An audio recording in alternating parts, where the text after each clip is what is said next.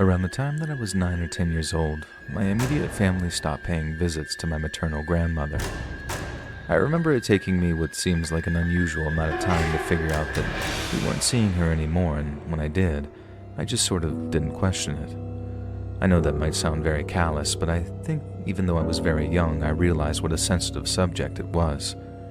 At that age, it was inconceivable that I'd ever just stop talking to my mom, so I suppose the idea frightened me so much that I just compartmentalized it in a way that only kids seem able to. As I got older, I learned that they didn't talk anymore because they'd had a particularly vicious argument one day and simply decided not to see each other anymore. They hadn't had the best of relationships when my mom was a kid, but as much as there seemed to be a lot of backstory, I don't want to ask about it. It was all just so sad, and whenever she talked about it, the subject always had Mom on the verge of tears. And then as I got older, I started to feel a huge amount of contempt for my grandma because whatever the hell she'd done, it had left my mom heartbroken, and there was just no other word for it. I was more than happy to forget about a person that had hurt my mom that much, and it didn't matter one bit if she was a blood relative or not. But then one day, around Thanksgiving of 2017, Mom called me with some news. Grandma was dying, and if I wanted to see her before she passed, I'd have to do so that week or risk traveling up to her too late. Knowing she was on death's door changed a lot for me, and I strongly considered going to visit her in whatever home or hospice she was in. But then, when I asked where the place was, the answer that came back almost knocked me off my feet. For a start, I was actually kind of surprised that Grandma was even still alive. I'd considered the possibility that she'd passed and we simply hadn't heard about it, so knowing we had one last chance to make peace with her was definitely a big perspective changer. I asked Mom if she'd be heading up to visit Grandma, and when she said no, I asked where Grandma actually was. Mom paused and then said, "She's up in Burlington, at a place called Chittenden." The name didn't ring any bells for me, nor should it now that I think about it. I asked Mom if Chittenden was like the name of her residential home or something, and the reply came back word for word. "Chittenden RCF, honey. Your grandma is in prison." You know, sometimes people will ask you, are you sitting down, before they give you some crazy piece of bad news. I know why they ask that now, and I'm not saying I got anywhere close to passing out, but for a second or two, I completely retreated inside of myself. I couldn't think of a single word to say for what felt like a full 60 seconds. It was like a psychic bottleneck or something. 1,000 questions tried to get out at once, and as a result, not a single one made it out of my mouth. I briefly considered driving over to my mom's place so we could talk it out in person, as a conversation like that seemed too weighty for a phone call, but then I just couldn't wait. With each passing second, the curiosity burned brighter and brighter until all I could do was sit myself down on my couch, cradle my head in my hands, and over a loudspeaker, ask my mom to tell me everything. Like I said, Mom had a pretty rough childhood, and Grandma was basically the root cause of it. I wouldn't go so far as to call her a psycho or anything, because honestly, that seems like an insult to psychos everywhere. Because according to Mom, Grandma's cruelty wasn't chaotic, it was calculated. I won't go into every little instance of abuse because we'd be here all day if so, and so instead, just take my word that she was quite possibly the worst mother I've ever heard of. Mom put up with it for years until she finally realized that just because it was her mom doing it didn't make it okay. This happened right around the time I was born too, because I guess it had her reflecting on what a relationship might be like.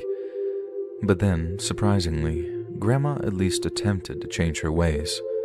I guess she knew that if she didn't, there's no chance of her developing a relationship with her grandkids, and that change in her behavior meant that until my age was approaching double digits, we either visited her or she visited us at least once or twice a month. That one day, totally out of the blue, Mom gets a call from a man claiming to be Grandma's attorney. Grandma was in jail, and the charges were serious.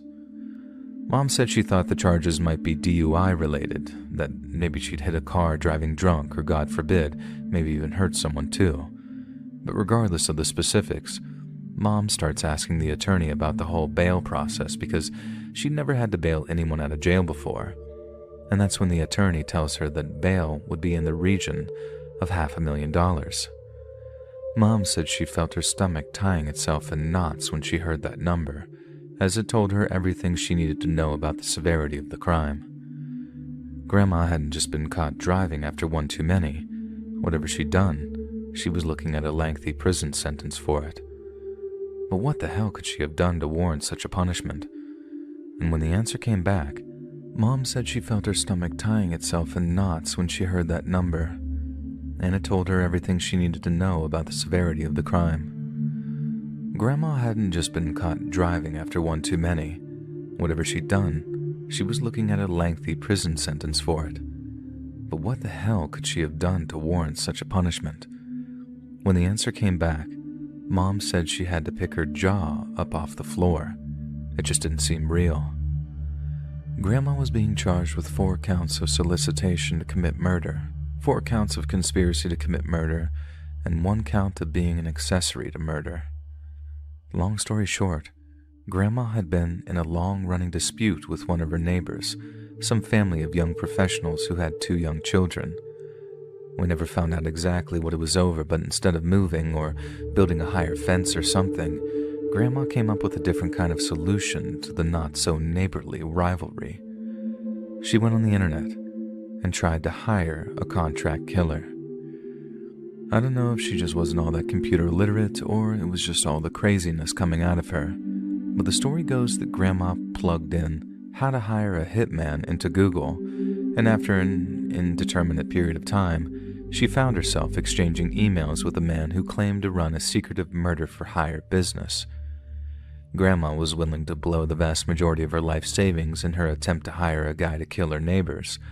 Not just the 2 parents either. She wanted the whole family dead in as nasty and brutal a way as possible. Well, as it turns out, the person that she was talking to wasn't some killer for hire. Grandma had been talking to an undercover cop the whole time. I think if it were a movie, it might actually be kind of funny. The sweet old lady paying some mafia people to whack her neighbors over some dog poop. But the reality isn't funny at all, and it should give you an idea of how Grandma was actually the total opposite of a sweet old lady. She was psycho, probably with some severe but undiagnosed mental illness, but that's still no excuse for making my mom's life a living hell for the first 20 years of her life, and only then being barely tolerable once Mom had escaped her clutches. She was willing to pay a hell of a lot of money to ensure that the 2 children next door, one of which was a literal infant at the time of her arrest, suffered unimaginable pain and suffering before they died, and all because of some bizarre perceived slight on her part, something the neighbors were barely aware that they'd done in the first place. I didn't go up to visit her, and about a month later, word filtered down to us that she'd passed away. Prison officials said her final words involved giving her possessions to an old cellmate. She made no mention of her family at all. Sometimes I think that if I had wanted to see her, she wouldn't even have recognized me. But that's okay because I wouldn't have recognized her either, especially not after learning of the woman she truly was.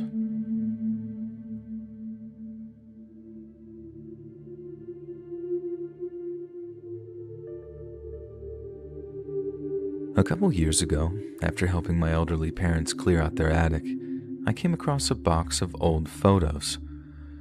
I took a break from cleaning and carrying, then sat down on a full box to peruse them. Each page was a goldmine of nostalgia, but the albums I found the most interesting were the ones depicting my parents' childhoods. There was a whole album featuring shots of my mom's side of the family and another featuring my dad's. But as I went through the latter, I noticed something very curious. I always believed that I had one aunt, and that was it. But in the pictures, my father quite clearly had 2 siblings. At first I thought that it might have been a cousin of his or something, but as I progressed through the album, it became clear that, yes, I had a mystery uncle that I had been completely unaware of for the better part of 4 decades. As you can imagine, my first thought was to ask my mom and dad about it, not in an overly confrontational way, but it wasn't exactly the kind of thing that I was happy to put off until a later date. I wanted to know, and I wanted to know right then and there, but as the saying goes, be careful what you wish for. The mysterious uncle was named Joe, and Uncle Joe had passed away when I was still in diapers, which is why I didn't remember him. He and my dad had been close, as the pictures had shown, but that made me all the more curious as to why he'd never mentioned him. When I brought it up, I immediately detected this contempt for my mom, which stood in contrast to the melancholy of my dad.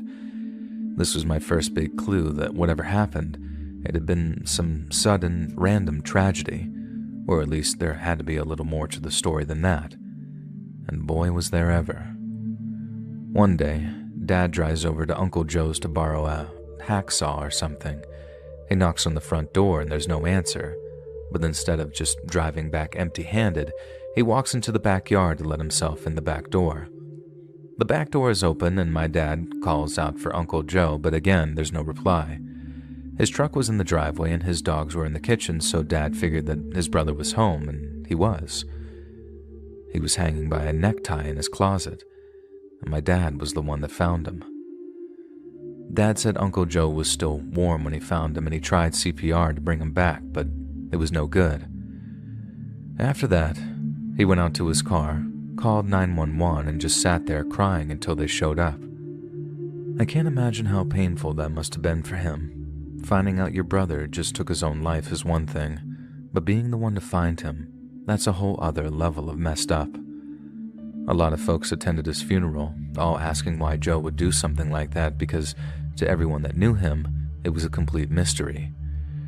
He had no history of depression or anything like that, and I know some people can hide that stuff really well, so at this point, it's almost cliche to say no one saw it coming. But Dad said that in Uncle Joe's case, that cliche applied double. He was a man's man, loved hunting and shooting, but he also wasn't one to bottle up his feelings.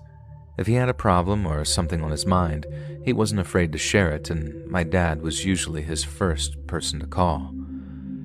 So as heartbroken and blindsided as everyone was, the worst thing was being plagued by the question of why.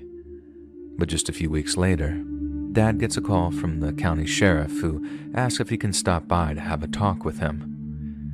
Dad said he had no idea what the sheriff might want to talk about, but wasn't suspicious of anything because they'd been in touch quite often since he found his brother's body. But when he got there and said what he had to say, it changed everything. In the weeks that followed Uncle Joe taking his own life, the local sheriff's department conducted a thorough investigation into the incident.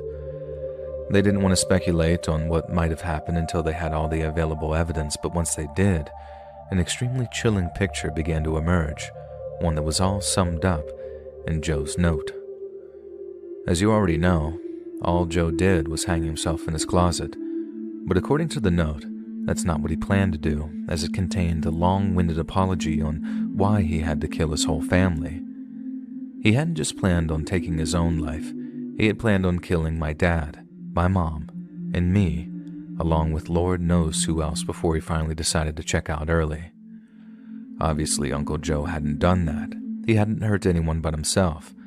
But there was also no mention or explanation in this note as to why he hadn't followed through with his plan. He'd obviously put some degree of thought into it. All his guns were loaded up and ready to rock, and all the spare ammo that he was packing suggested that he was planning on killing way more people than just me and my parents. But then, for some reason, when it came to actually going through with it, I guess he had second thoughts. Maybe he did what he did as a way of protecting us. I mean, that's what I choose to believe anyway. As for my parents, they don't know what to think, and when it came to that part of the conversation, my dad excused himself and left the room. Mom was still angry, and she said it wasn't at me for bringing it up, but you could tell she'd rather have kept the whole thing buried. If they didn't tell me, I might have gone digging for info myself, and with Uncle Joe's death certificate being up in that attic too, it was only a matter of time before I uncovered it of my own volition. Mom later told me that she gets mad because Dad has the same take that I do, that in a weird way, Uncle Joe is kind of a hero for what he did. It's like he killed the monster who was going to kill us, it's just that monster was him, somewhere inside his own head. I know that's messed up to say because ideally Uncle Joe didn't do any of that stuff and went and got himself whatever help he needed. That's what makes my mom so mad, too, is how my dad thinks of Joe as some kind of saint when, on any other day, he's driving over and gunning us down, along with God knows how many other people. But he didn't do that, because whoever planned on killing us, I choose to believe that wasn't my Uncle Joe. I'm not saying it was the devil or anything, but something took control of him, like a bug in a video game or something. His code went all wrong for a second, and when he realized what he was about to do, it scared him so bad that he did what he did, before it could take control of him again. Like I said, in an ideal world, Uncle Joe is still alive, but we don't live in an ideal world, and we gotta take our heroes wherever we can get them. So I guess it's rest in peace, Uncle Joe. I wish I understood what happened to you, but I guess the next best thing is being alive to wonder.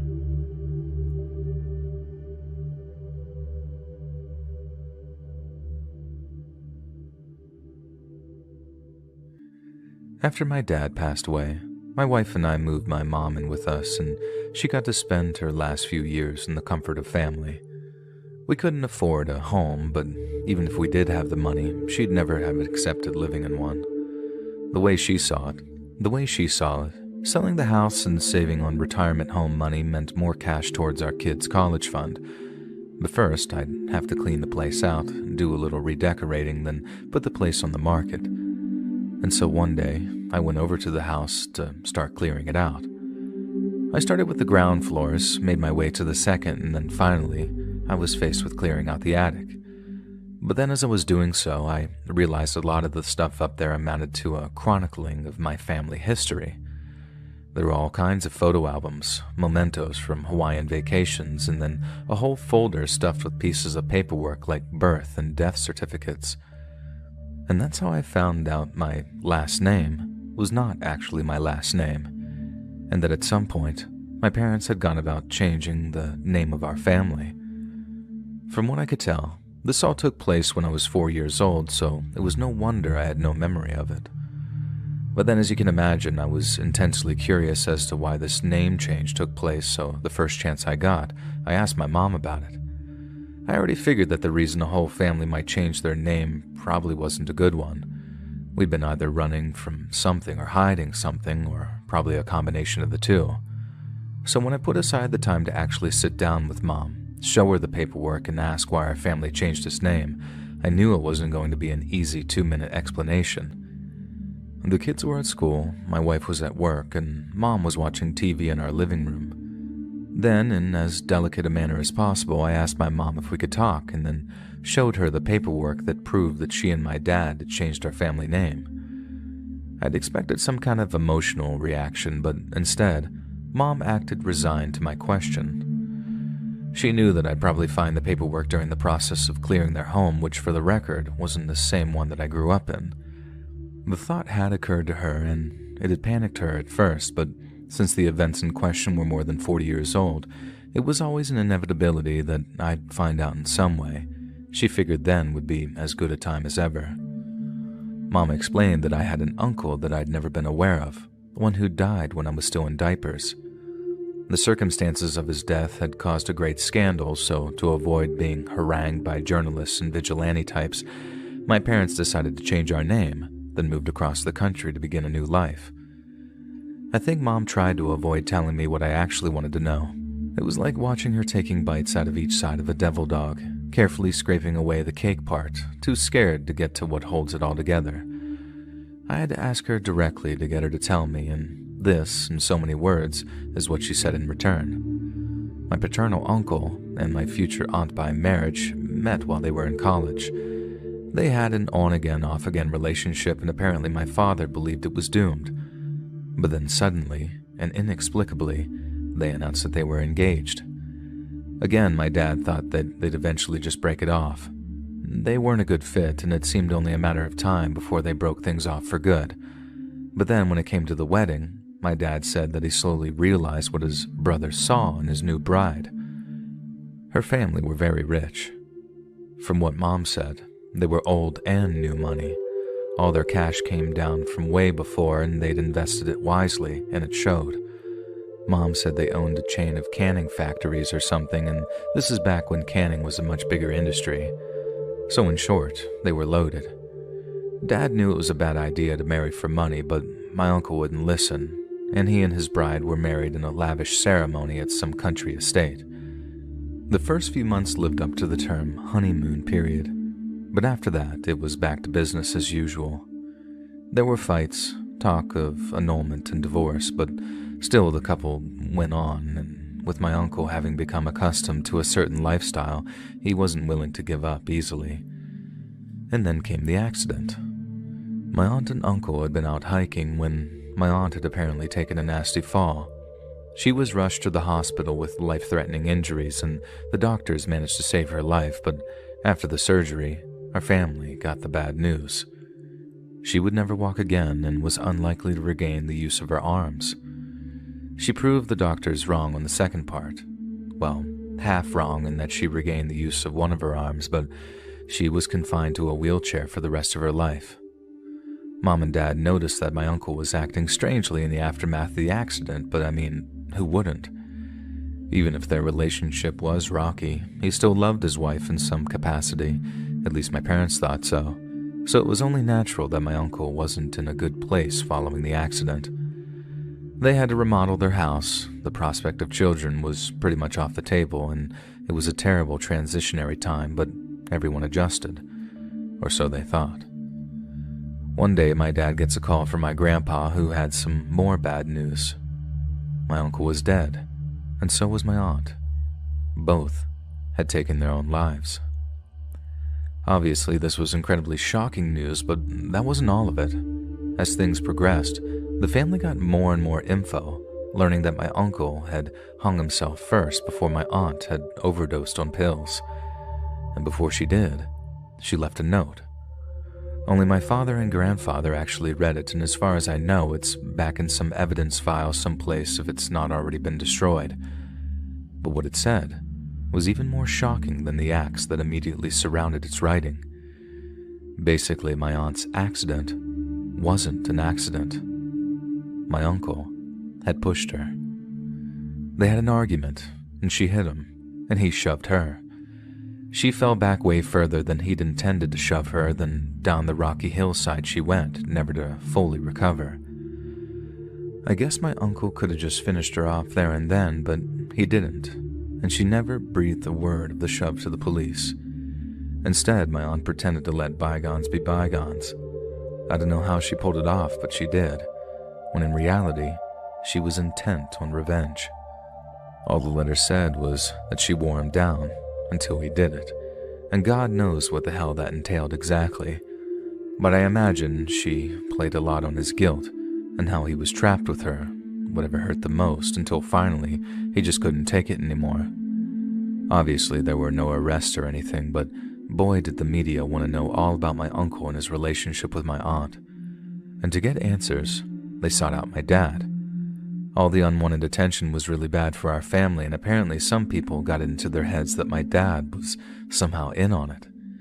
They vandalized the house while I was sleeping in my crib, and after that, Dad started looking at jobs and houses out of state, as well as looking at a potential change of name. Mom said they planned on telling me when I was ready, but then who the hell decides when that is?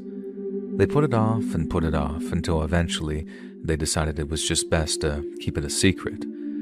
They feared the bombshell might upset the progress myself and my siblings were making in life, and that's on top of the fact that they just didn't want to revisit such a painful period of our lives. I actually get it too. I don't know how I'd have handled that kind of burden personally, but I give them a solid 8 out of 10 for their own execution. Finding out as a grown adult was traumatic, so I can only imagine how I'd have reacted if they told me at age 15 or 18 or even 21. It's definitely something that I still think about from time to time, but frankly, the fact that I can view it as almost like an unrelated third party, it sort of feels like a privilege at this point. It's messed up and it hurts to think about, but not nearly as much as it would if I had to grow up with it stuck in my head. In that sense, I understand why my parents kept it a secret from me. Heck, I pretty much endorse and applaud it at this point. Sometimes, secrets need to be kept because at a certain age, uncomfortable, unpalatable or incomprehensible truths can be just as wounding as a knife or bullet. I see it everywhere.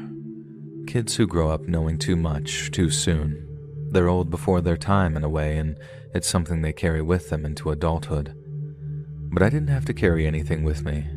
I never had any kind of mental burden forced upon me. My parents did the opposite. They shielded me from it, and for that, I'm very grateful.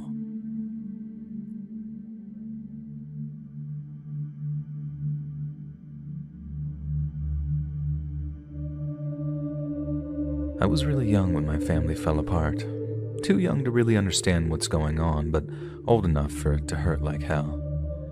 My dad disappeared, and then my oldest sister moved out to California. Mom got depressed, sometimes stayed in bed all day, and for me and my siblings, we went through some pretty long, rough patches before we finally came to terms with what happened. And I think that only happened once Dad died. He wasn't interested in seeing or talking to us, which hurt as much as you can imagine. And then one day, we heard he was found dead, up in some Wisconsin trailer park, having basically drank himself to death. There was a funeral, which we well attended, but our oldest sister didn't show up again until many years later, and this time at the funeral for my mom. My brother and sister weren't interested in talking to her, and I get it.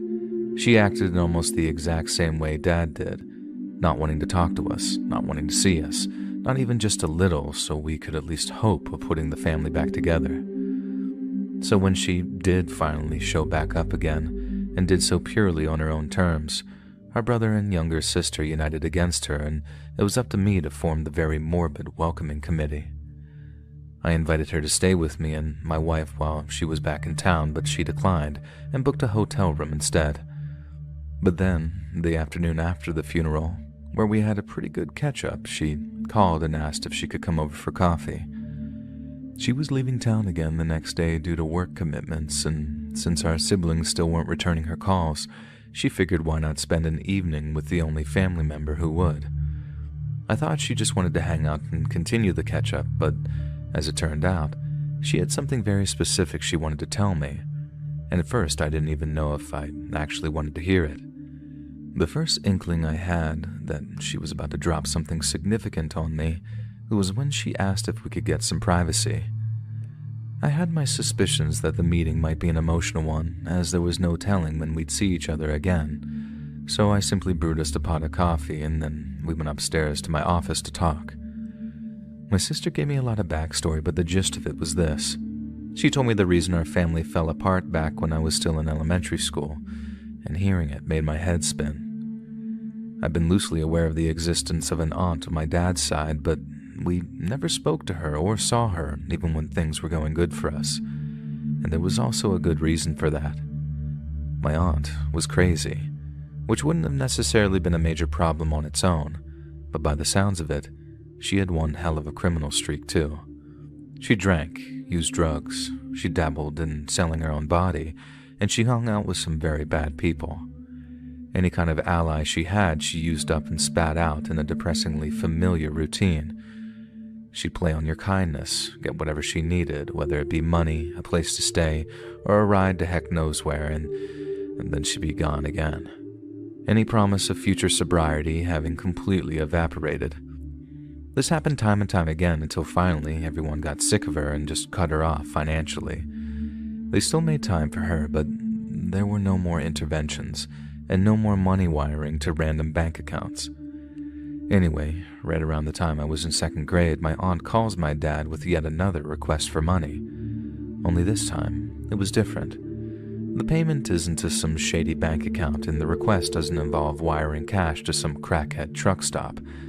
My aunt wanted $3,000 sent to a rehab center up in Toronto.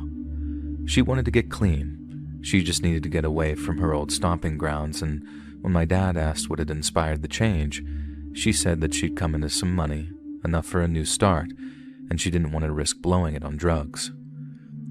Dad apparently asked why she couldn't just pay for the rehab herself, and she gave some excuse about not having access to the money yet, blah blah blah, something that sounded like a lie anyway.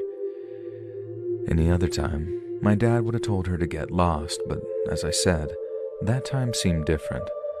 The rehab center was legit. All the bank account numbers lined up. There was no way it was any kind of scam. And so, Dad took a chance, paid the money, and just hoped for the best. He didn't even want it back. He just hoped my aunt would finally get herself clean like she'd always promised she would. A few days later, Dad gets a call from my aunt saying that she's checked into the rehab center, she's doing well, and that she'll give him a call again as soon as possible. Things were apparently looking up. My aunt seemed brighter and clearer on the phone, and for the first time in a long time, Dad started to believe that my aunt could get herself sober. About a week goes by, and then late one night, way after me and my siblings had been put to bed, there was a knock at the door. On the doorstep, my dad is greeted by a friendly-seeming guy who asks to come in so they can talk about his sister. The guy assures my dad that he's a friend of my aunt's and there's only a small problem they need to iron out, and that he'll be out of his hair in just a few minutes if my dad can be of help. Dad was apparently very unsure of the man, so he opted to talk to him right there on the doorstep. The man insisted that they talk somewhere more private, but still my dad won't invite him inside. He was worried the guy was looking for my aunt for bad reasons, not good ones, and he was right. The man explained that my sister had made the mistake of stealing from some very bad people, and they knew it was her because only she and one other girl that had disappeared when the theft was discovered. The guy then explained that all they wanted to do was talk to my aunt and get back what had been taken from them. At first, Dad played dumb and pretended not to know where my aunt was, but somehow the guy just knew. Or maybe he didn't and it was all one big bluff, but at that, the guy turns up the heat. He points off to a car parked down the street and explained that if my dad didn't tell them where my aunt was, 3 men were going to walk up to the house, smash their way inside, and then kill everyone, no questions asked. They wanted my aunt, and if they had to bring her back with a family funeral, then so be it. Even if she skipped the funeral, we'd be buried in town. She'd come back eventually, in which case they'd just wait to nab her then. There was no thinking it over either. My aunt had stolen a lot of money, so time was of the essence. Either my dad told him where she was, or we all died that night. I don't know what it was that convinced my dad that the guy was for real, but there must have been something, because he didn't try and call the guy's bluff. He told the man where my aunt was and then watched him leave before closing the door. How do we know all that so accurately? Because my eldest sister heard almost every single word, and when no one came to smash their way into the house, she put 2 and 2 together. Over the next few years, the guilt ate my dad alive. Only he and my oldest sister knew what had happened that night, and they never said a word to anyone. He couldn't stand the guilt, and she couldn't stand him for giving up his sister to someone who most probably killed her. And that's the thing, too. We don't even know for certain. My sister and I had her declared a missing person up in Canada, and officially, she's on some database just waiting to be found and identified. But we also know that some bodies are never found, and if she was indeed killed by the people that she stole from, then we might never know who did the deed or where they disposed of her. I remember how some time after we had our aunt declared a missing person up in Ontario, I asked my sister how she felt about the whole thing. I've been wrestling with a lot of different thoughts in the time since she told me, the primary one being how my dad could have maybe tried a little harder to throw the guy off the scent. Those men wanted to get their hands on one person and one person alone, my aunt. There's no way that they'd have risked 6 bodies instead of just 1. I'm maybe 60 to 70% certain that the guy was bluffing, and if my dad had put on good enough performance, then they'd have left.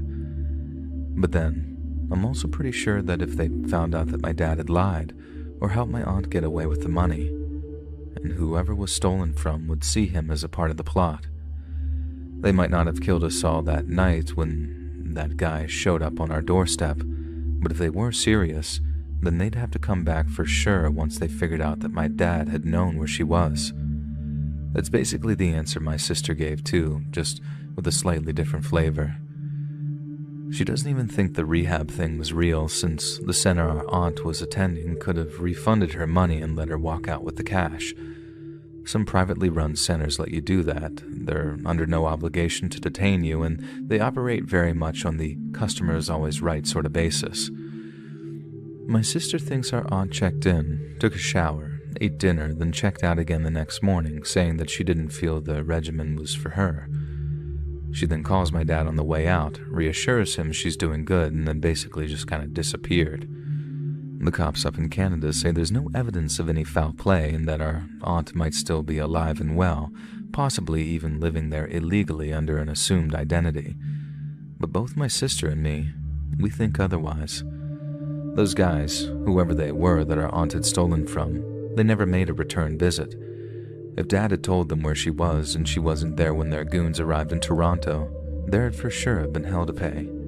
But they didn't come back, and to us, that's the strongest evidence possible that they tracked her down, found her, and made her disappear in a way that you don't come back from. What's worse, Dad isn't around anymore to tell us about it. I guess he figured that we'd never understand why he did what he did, and that he'd think that he'd have blood on his hands. If he'd only known how wrong he was about that, would he still have let the guilt eat him alive until his liver gave out and he died alone and in pain? Maybe yes, maybe no. I've learned that's not for me to say or dwell on too much. But I'd like to think that one day I'll get a chance to tell him how much I appreciate him and what he did. Because my father didn't sacrifice his sister for our safety. She was doomed long before that. He sacrificed his own sanity for us, and as messed up and poisonous as the whole situation is, I wish he knew just how much I understand and appreciate what he did for us, even if living with it ended up killing him.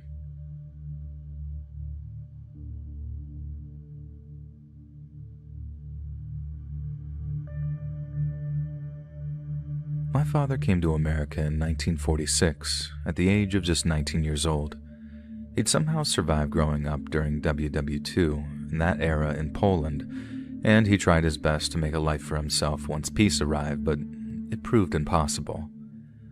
So instead, he traveled 300 miles from his hometown to the northern port of Gdansk, where he hopped on a ship and sailed all the way over to Ellis Island. He made his way to Chicago, met my mother, and the rest is history. When I was growing up, he seemed very proud of our Polish heritage, and mealtimes would often feature a lot of Polish food like kielbasa, pierogies, and gołąbki. My parents were also very, very Catholic, and by that I mean our house was filled with cute little religious statues, along with prints of popes, saints, and Bible stories. My father never talked about growing up in wartime Poland, but by the time I was curious about it, my Mom told me he didn't enjoy doing so on account of how terrible and sad it had all been. This was perfectly understandable. I probably wouldn't want to talk about it either, especially not with someone who wasn't there, who wouldn't understand, and would just end up feeling pity instead of joy whenever they were around me. Now many years went by, many happy ones too, but as my father got older, his health began to fail. I remember him being in a state of decline for a few years until finally some kind of medical incident left him bedbound, with the doctor saying that he didn't have long left to live. My siblings and I took turns taking care of him during that time, but I practically lived in his place during his final few months. Then one day, during a November evening, he made a very chilling request of me. He asked me to get him a priest. I knew that wasn't a good sign, but I did what was asked of me and got in touch with the priest who'd promised to come over, take his final confession, and give him the last rites. Usually speaking, that final confession consists of little more than a blanket admission, because only the repentant can be truly forgiven. And after that, the priest administers the last rites and a person can pass away in peace. But that's not what happened with my father. When it came to giving his last confession, my father began to speak in Polish in front of me for the first time since I was a child. I'm pretty sure he thought that I couldn't understand him, but that was only half true.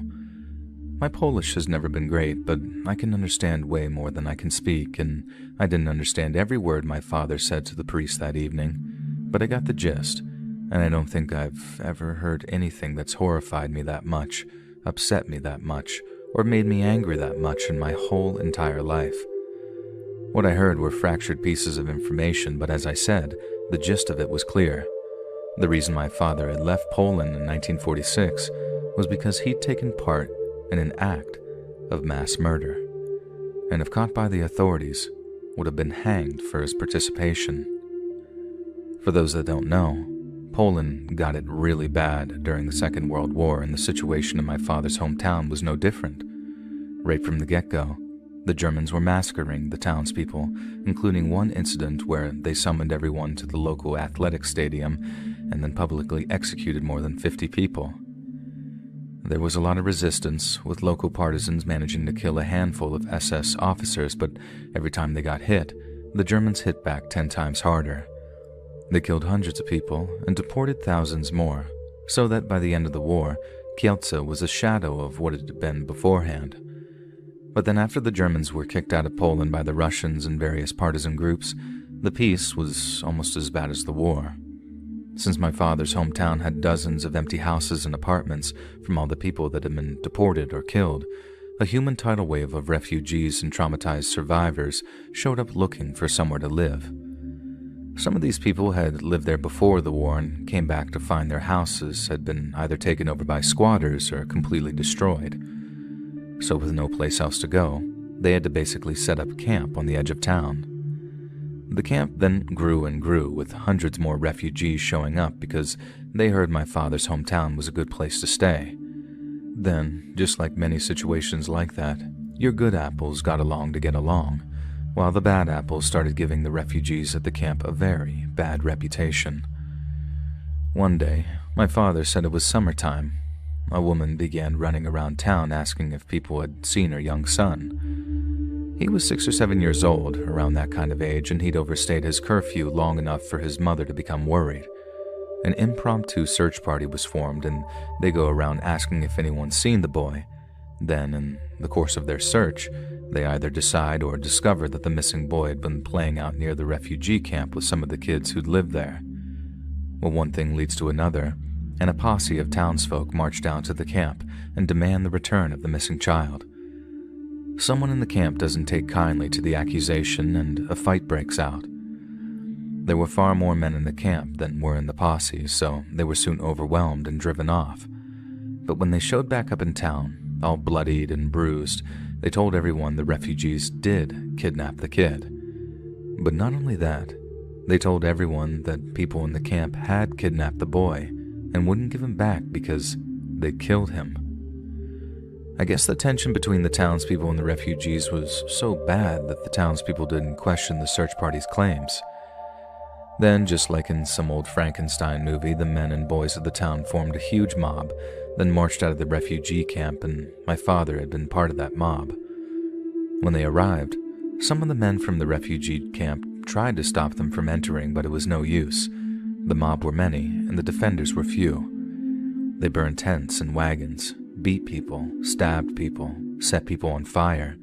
A few of the townsfolk had brought guns, so every so often there was like a crack of a rifle or pistol before another of the campers fell. It was a true massacre in every sense of the word, and hundreds were killed before the Russian garrison arrived to put an end to the looting and violence.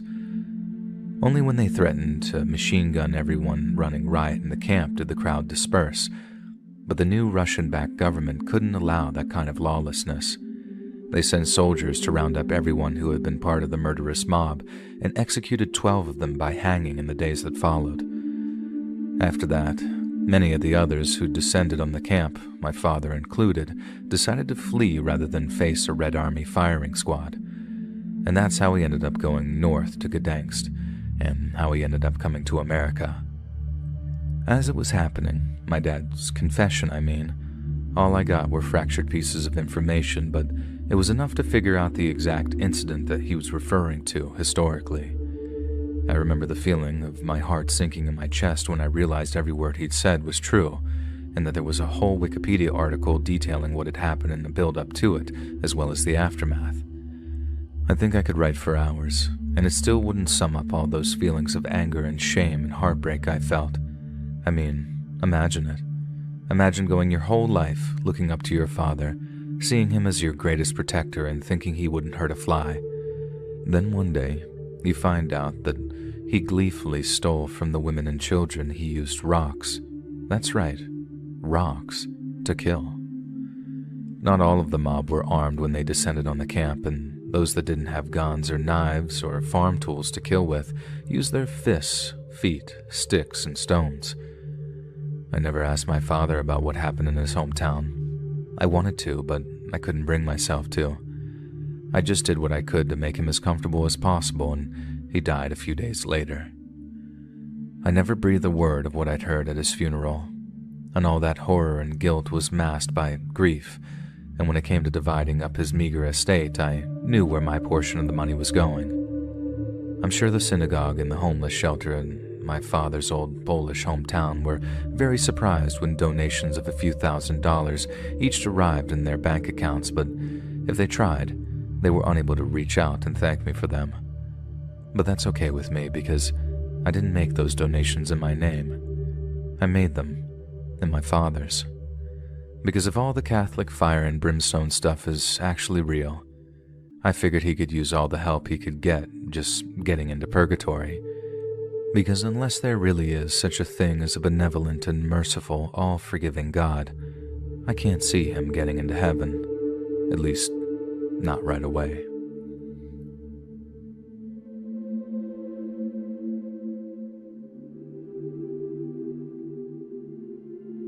For a long time, what I'm about to tell you remained my family's deepest, darkest secret.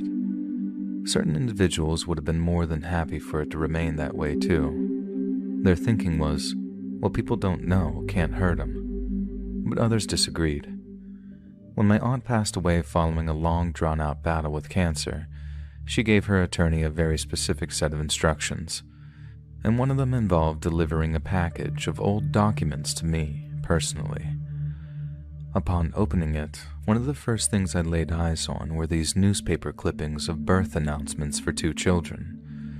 Some were much shorter than others and didn't reveal all that much info, but others revealed the names of the parents along with their last name.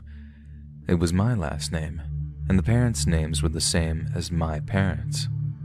Apparently I had 2 older siblings, a brother and a sister, who should have been at least 10 to 15 years older than me, but I was raised as an only child. So what happened to my older brother and sister? What happened next is a long and drawn-out story that took place over the course of about 3.5 months, so I won't bore you with every little detail and update because that would take hours to write out otherwise. Basically, way before I was born, my mom and dad had 2 other kids and lived someplace far from where I was raised. Then one day, my dad came home from work to find Mom sitting in the TV room, staring at the blank, switched-off TV.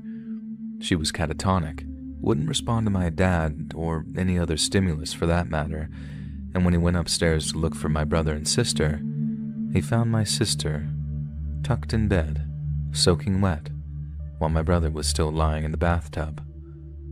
Mom had drowned them both. Somehow, she was only kept locked up in some psych unit for around 5 to 6 years, and then she was released again in the care of my dad. Everyone advised them not to have any more children, but my parents ignored all advice, moved across the country to escape all the naysayers and unwanted attention, and then a short time afterward, I was born. It took quite a while to put this all together, and the entire time, despite showing up on one occasion with tangible physical evidence of what had happened, my parents denied the entire thing. It was all the denial that made me want to go no contact with them because there was so much I needed to discuss with them, but they wouldn't grant me any kind of explanation. I was the kid that never should have been born.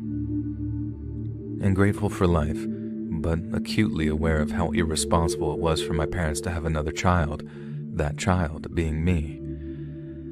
I felt like at the very minimum I was owed some kind of explanation, but apparently neither Mom or Dad saw fit to give me one. And I've tried therapy, but the only thing it helped me realize is that this isn't something I can resolve without my parents' help.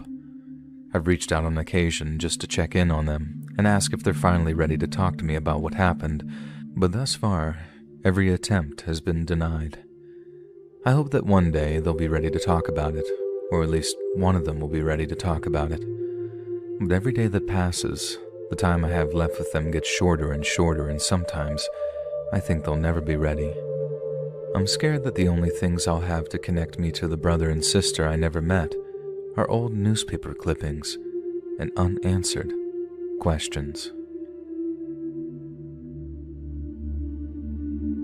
Hey friends, thanks for listening. Click that notification bell to be alerted of all narrations. I release new videos every Monday, Wednesday, and Friday at 7 p.m. EST, and there are super fun live streams on Sundays, Tuesdays, and Thursday nights. If you got a story, be sure to submit them to my subreddit, r/Let'sReadOfficial, and maybe even hear your story featured on the next video. And if you want to support me even more, grab early access to all future narrations and bonus content over on Patreon and by clicking that big join button over here on YouTube. And check out the Let's Read podcast, where you can hear all of these stories and big compilations located anywhere you listen to podcasts. All links in the description below. Thanks so much, friends, and remember, licking doorknobs is illegal on other planets.